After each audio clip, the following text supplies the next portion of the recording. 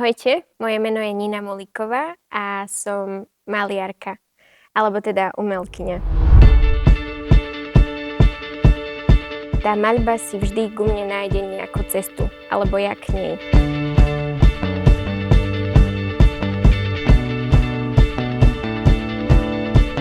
Každý si v tom umení môže nájsť to svoje.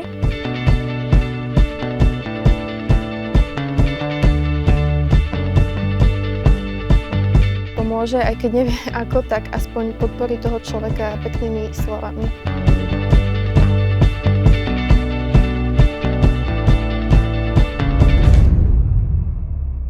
Keď sa ľudia pozerajú na to umenie, alebo keď ho počúvajú, keď ho prežívajú, tak verím v to, že sa dokážu spojiť a že dokážu na chvíľu zahodiť nejaké svoje možno predsudky a iba prežívajú ten zážitok z toho umenia.